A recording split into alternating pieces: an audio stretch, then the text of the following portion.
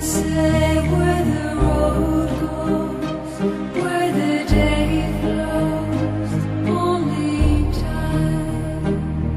And who can say love grows as your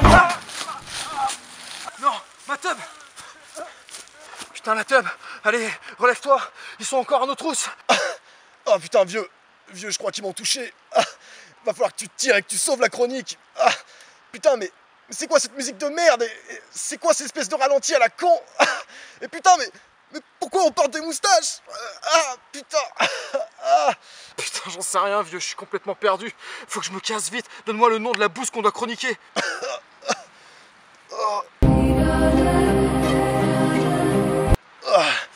Ça va, on a encore un peu de temps. Ils sont restés au ralenti. Tiens, le film c'est...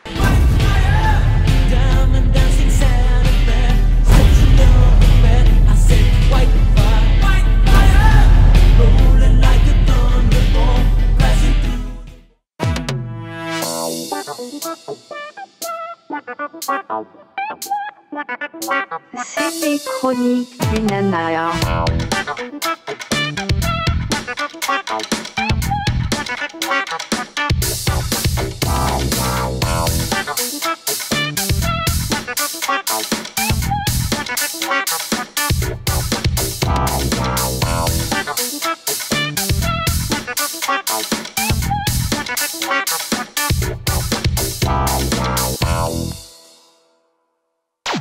Salut à tous les petits friands d'excréments. Aujourd'hui on va vous parler de ce joyau. Non mais c'est quoi cette pierre, vieux? Ben c'est le Whitefire.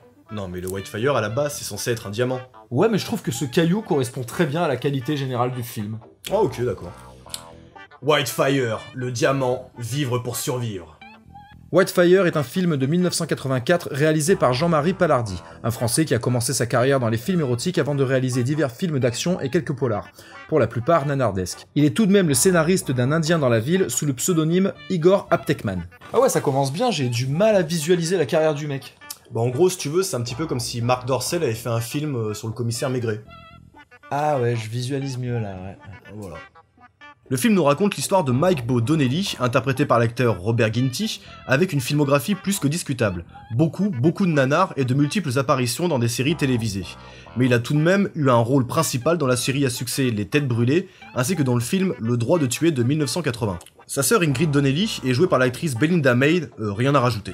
Tous deux orphelins, ils sont recueillis par Sam, joué par l'acteur Jess Hahn, qui a joué beaucoup de second rôles dans plusieurs grosses productions.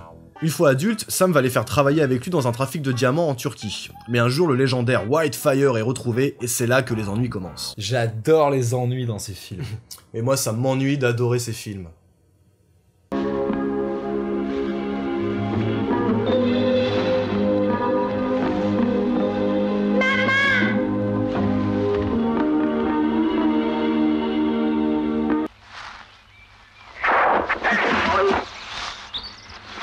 Non mais c'est pas crédible, surtout que tu vois clairement que le soldat a cramé le piège. Bah il a peut-être juste besoin de lunettes.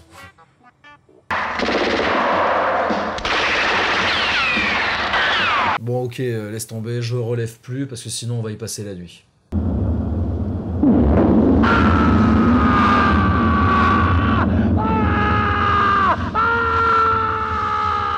Et là tu vas me dire qu'il a une furieuse envie de merguez.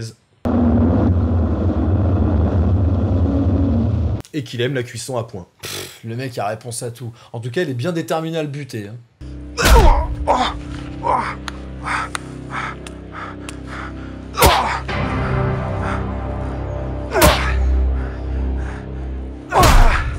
Attends, j'en ai pas fini avec toi, enculé. Dis bonjour à mon pote.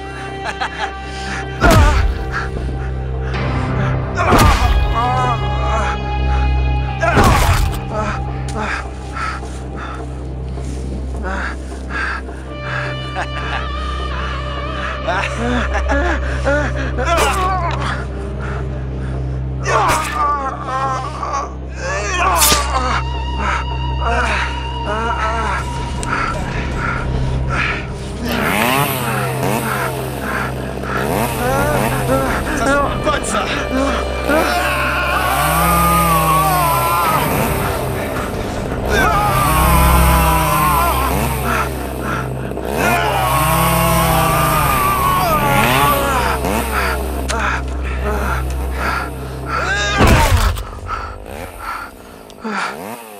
Bon ben, je pense que là c'est bon. Hein. Après cette joyeuse mise en bouche, la mère se fait tuer à son tour sous les yeux de ses chérubins.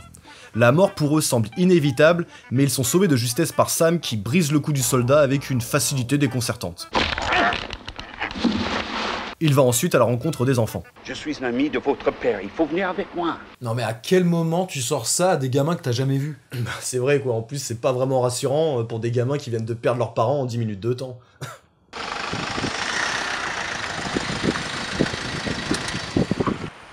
Hé petit, tu veux venir avec moi? J'ai les bonbons. Non monsieur, j'ai pas le droit de parler aux inconnus. Eh viens jouer avec moi, j'ai la mini NES. Non monsieur, merci. Et j'ai l'intégrale des Dragon Ball, la version originale, celle du shonen. Non, je ne monterai pas, j'attends mon papa. Bah justement, je suis un ami de ton père, je te ramène chez toi. Bon ben d'accord, dans ce cas. Merci monsieur. Eh, de rien petit, c'est tout à fait normal.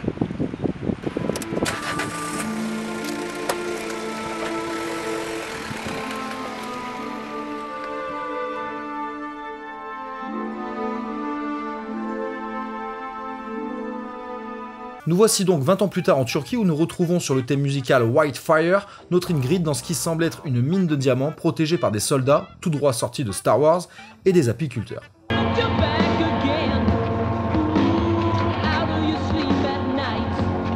Ouais, enfin quand je vois ça, je pense plus à un camp de migrants qu'à une mine. Hein. Ah, fais un effort, fais marcher ton imagination un peu. Bref, Ingrid, une fois à l'intérieur du complexe, doit passer par une espèce de scanner pour vérifier qu'elle ne possède pas d'objets suspects sur elle.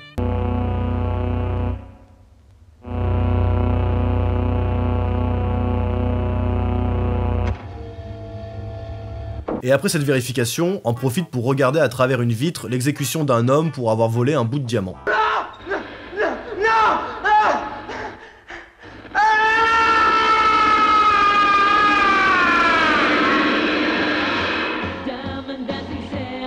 Avant de repartir tranquille, comme si de rien n'était. Normal. Pourquoi t'as couché avec elle, espèce d'enculé?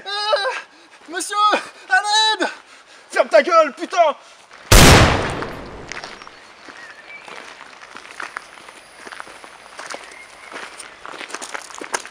J'adore jouer avec des grenades, je me ris du danger, qu'est-ce qui pourrait bien m'a...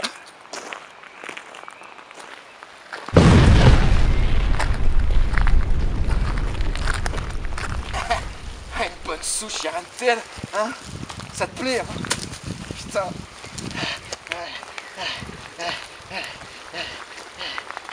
Ah tiens, faut que je pense à acheter du lait.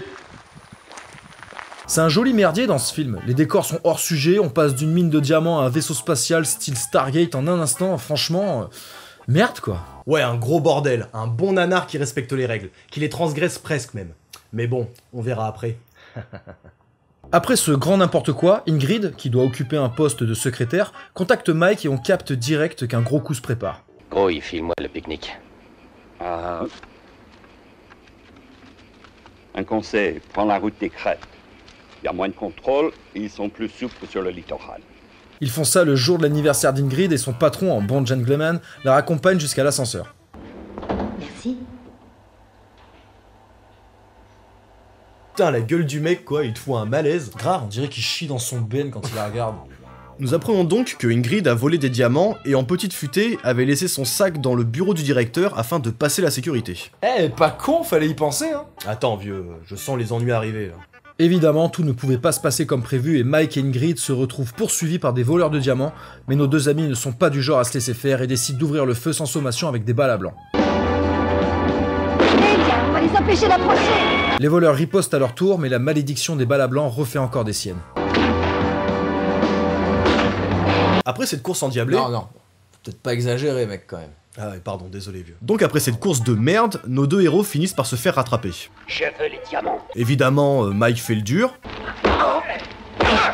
mais se fait recadrer comme il se doit. Vous ne voulez pas perdre votre sœur. Et ça le calme direct. On peut discuter, peut-être. J'adore ces retournements de situation qui servent à rien. Ouais, j'avoue, ça fait des bonnes transitions.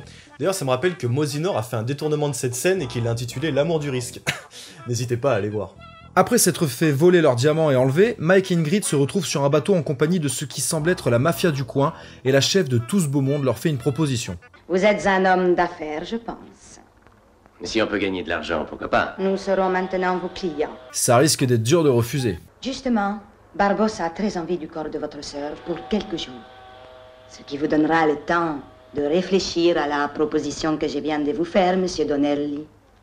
Une fois ce marché conclu, Ingrid reste sur le bateau comme prisonnière et Mike fait une nouvelle fois le show.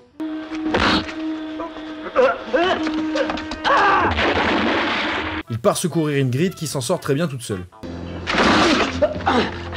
Et à tous les deux finissent par défoncer le reste de l'équipage au calme. Soit à son poste. Ah ouais, non mais attends, les deux ils sont trop balèzes quoi, ils défoncent tout le monde genre en mode Saiyan, invincible quoi. Attends mec, c'est pas fini.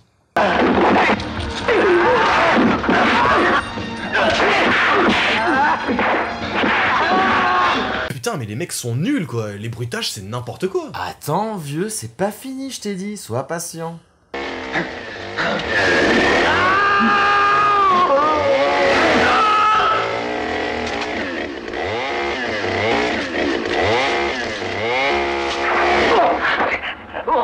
Waouh, mais c'est trop ouf. Putain mais c'est tellement n'importe quoi.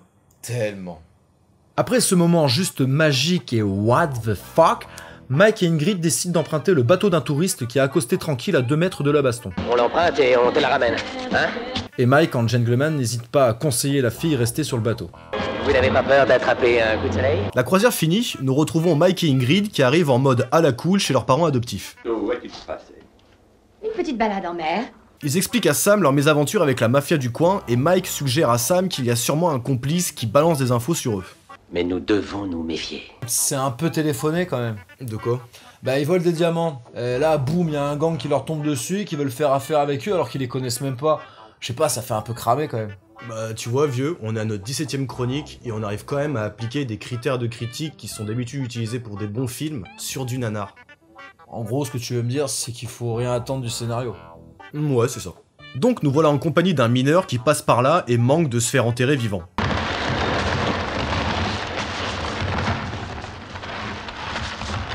Ça a pas l'air de le tracasser. L'éboulement a révélé l'entrée d'une grotte et le mineur, se mettant une fois de plus en danger, pénètre à l'intérieur et finit par tomber sur le fameux Whitefire. Le pauvre malheureux finit par se brûler les mains en tentant de s'en emparer. Attends, le Whitefire, c'est un diamant qui brûle. Bah apparemment, hein, mais faute de mieux, on va s'en contenter. Hein. Après s'être brûlé au 3e degré, le mineur décide d'avertir le directeur de la mine de sa fabuleuse découverte. Je l'ai trouvé. Le Whitefire. Le Whitefire. Après ses aveux, le directeur demande à Ingrid de l'accompagner et le mineur les conduit tout droit au fameux diamant. Le plus beau diamant du monde.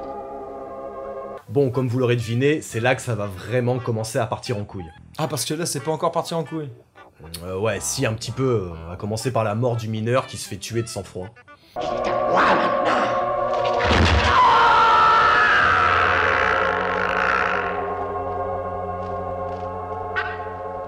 Ah ouais, direct quoi. Ouais, en même temps, vieux, c'est le plus beau diamant du monde, ça vaut bien quelques morts, hein. Ouais, mais enfin, tu fais comment pour le vendre, ton diamant, si personne peut le toucher? Ah ouais, c'est pas faux, ça, ouais. Une fois le mineur mort, le directeur décide que le Whitefire lui appartient et Ingrid en profite pour partir. Elle trouve une cabine téléphonique dans le village des lutteurs à l'huile. Elle donne rendez-vous à Mike et lui explique que le Whitefire existe, mais l'idée de s'en emparer ne plaît pas trop à Mike. On pourra enfin quitter ce pays. Ou peut-être moisir en prison pour la vie. Mais Ingrid lui propose quand même de parler à Sam afin de lui demander son avis. On verra ce qu'il dit.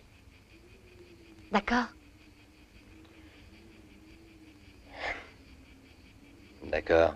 Ok, donc cette discussion ne servait absolument à rien. Le mec dit, bah non, on n'y va pas, je le sens pas. Sa sœur lui dit, attends, on va demander à Sam, et lui répond, ok.